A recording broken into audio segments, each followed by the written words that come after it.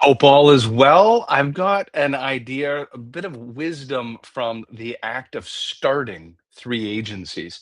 Just watched a video by a guy named Tommy Mello. So, Tommy Mello, if you don't know him, I think the company's called A1 Doors, but it's worth nine or even maybe even 10 figures. Might even be $1 billion company doing garage door installation and maintenance, built this over 20, 30 years. It's one of those inspiring stories that instead of like chasing the quick fix, maybe that's like many people would say the Bitcoin and the Ethereum and the crypto world. This is about building an everlasting business over decades, compounding over decades. But I digress. There is a video that he just put out, and it was around something that he hates. I'm going to kind of paraphrase and quote him. He says, I hate this entrepreneur by acquisition world. I hate that everyone is talking about you could be a founder, you could be an entrepreneur. And in his video, he basically says, listen, less than 5% of people have the capability to ever be a founder for the reason that you are going to encounter so many sleepless nights, leaving so many family events, leveraging your home, leveraging your savings accounts. You have a high probability of bankruptcy. You won't pay yourself for years. You will have rejection after rejection after rejection. It will cripple your soul. And I can tell you, I've been an entrepreneur for almost 20 years now. This is absolutely to be true. I actually think it's less than 5% because the reality is, I think less than 5% of a population is even, I recognize that some would say, 60 or 70% of all of North America is employed inside a small business. But remember, there's only, one founder in that business. I think that probably even less than 5% of people are founders. I think less than 1% of people have the capability to stick through being a founder for more than a few years. Like I'm talking about making it a vocation for their career. And for all the reasons that Tommy Mello mentioned, you are going to go through pain that is unimaginable. But you then also have these moments. It's kind of like the 10-80-10 rule. 10% of your week, month, quarter, and year are of the greatest feelings in the world. 10% are in the worst, the dire, uh, end of your life almost feelings. And then the other 80% is just the ebbs and flows of entrepreneurship. But to kind of talk through this, the best advice I was ever given about entrepreneurship, and it plays through, unfortunately, for the vast majority of people. So, for those watching this, I'm making this video specifically for those that are thinking about getting into their first venture.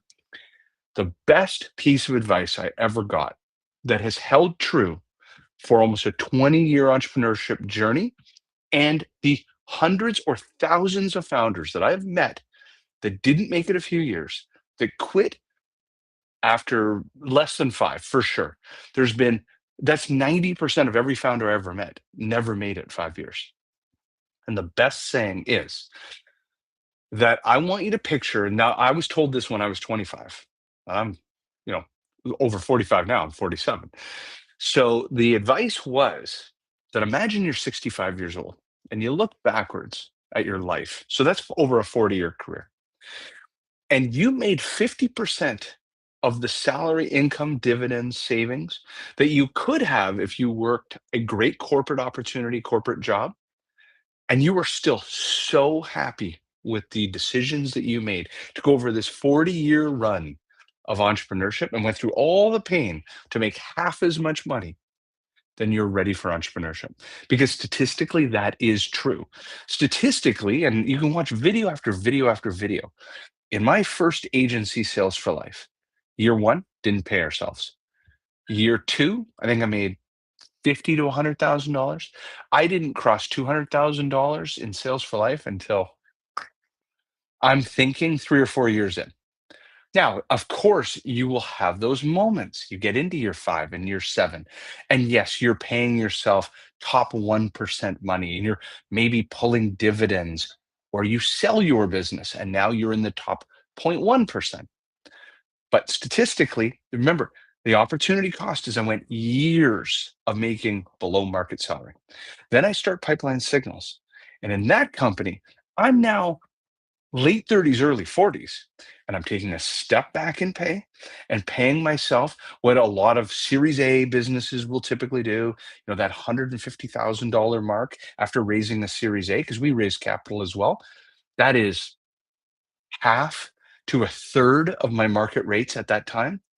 Again, took a step back. That business didn't turn out to be what I wanted it to turn out. Then I start get leverage. Started get leverage in 2023.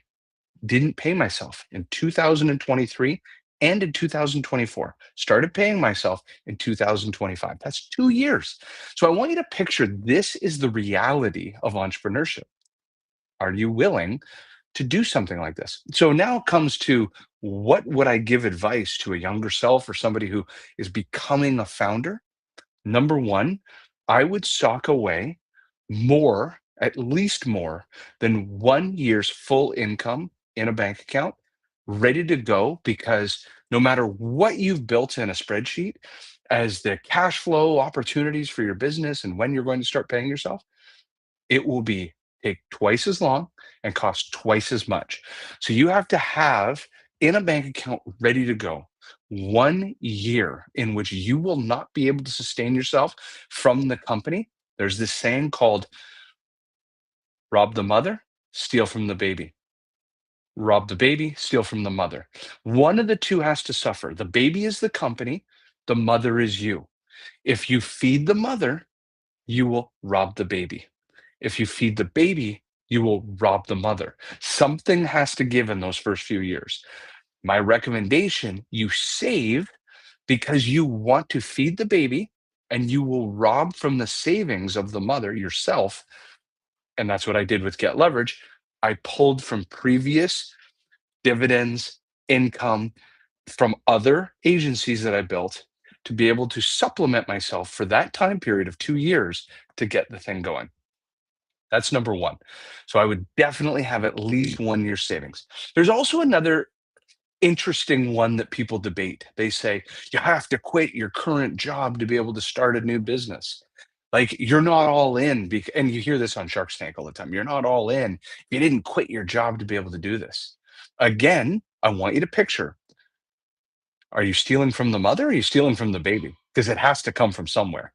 And the reality is, some of the best businesses that you can start are started on the side to create some cash flow, to create some momentum before you make the full leap.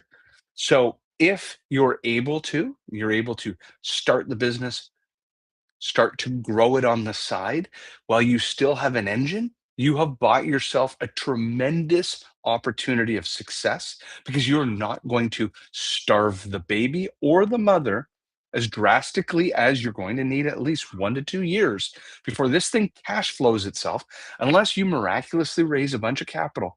But again, you'll raise capital, you're only going to be able to pay yourself 100, $150,000 a year once you raise capital. That's still probably below market rates of what you're making. So again, who's getting robbed, the baby or the mother? One of the two. So I hope that this helps you in thinking about how to plan in advance. I'd have at least 1 year, ideally towards 2 years of income saved.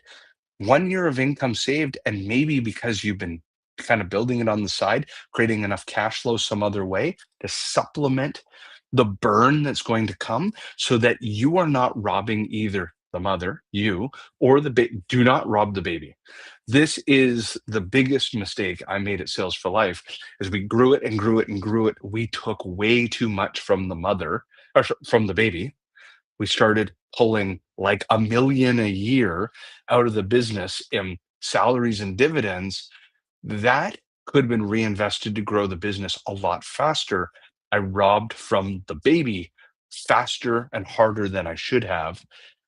Should have robbed a little bit more from the mother. That will compound the growth a lot faster. So, anyways, I hope